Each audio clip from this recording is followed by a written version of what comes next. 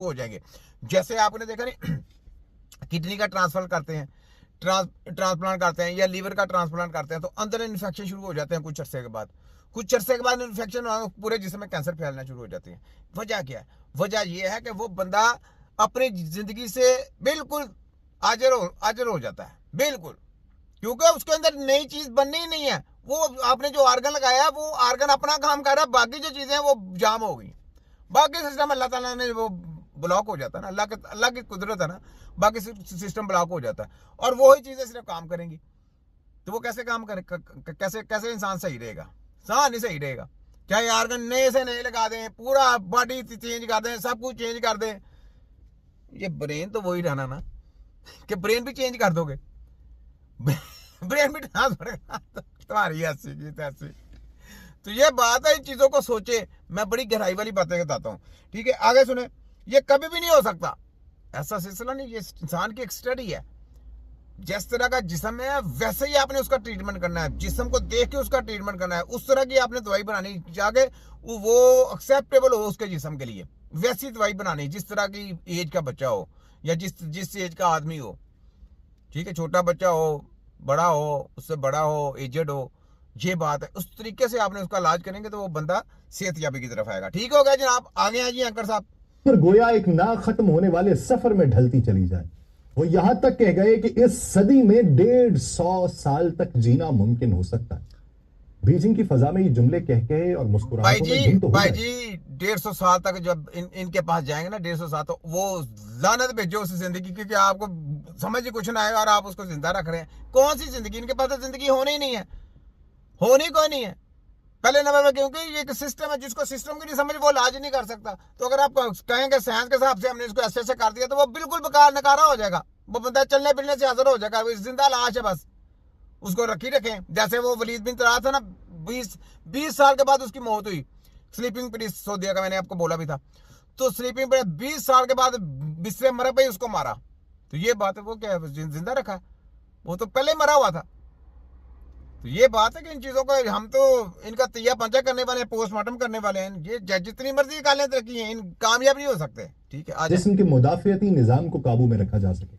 लेकिन ये दवाइयां कोई आम गोलियां नहीं होती, बल्कि अपने साथ कई मुजर असरात भी लाती हैं। जैसे मुस्तकिल हाई ब्लड प्रेशर हो, गुर्दों पर दबाव हो, हर वक्त इन्फेक्शन का खतरा हो। मसला यह है कि जिस्म फितरी तौर पे उस उज़्व को अपना नहीं समझता, बल्कि उसे अजनबी समझ के उस पर हमला करता है।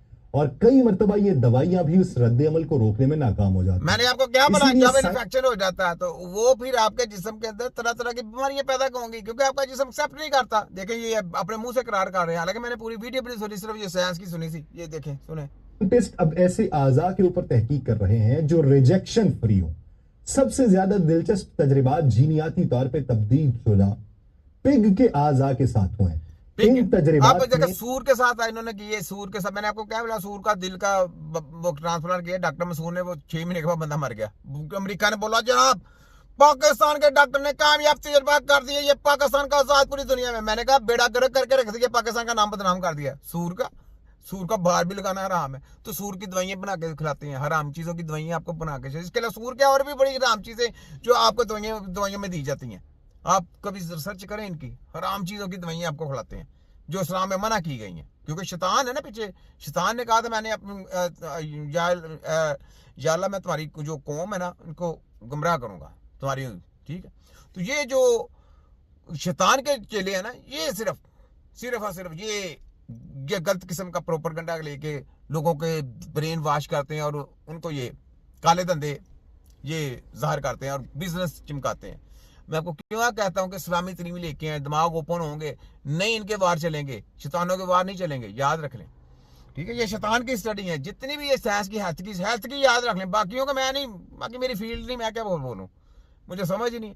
बाकी जिनकी फील्ड है वो जाके करें, जिस चीज की हमको थोड़ा बहुत अल्लाह भी आती है उसी के ऊपर हमने बोलना है। ठीक है, ये ले आगे सुने। में जीन एडिटिंग की मदद से पिग के उज़्व से मखसूस जीन निकाल के उनमें इंसानी जीन शामिल किए जाते हैं, ताकि वो इंसानी जिस्म से ज्यादा करीब हो जाए और मुदाफियाती निजाम उन्हें अजनबी न समझे। एक्सपर्ट्स के मुताबिक इस मकसद के लिए पिग एक मिसाली जानवर है, सुन ले, क्योंकि उसके आज़ा हाँ, देखें अब हमारे इस्लाम में ये हराम लिखा गया और ये बड़े कहते हैं पिग एक बार जानवर है फलाना।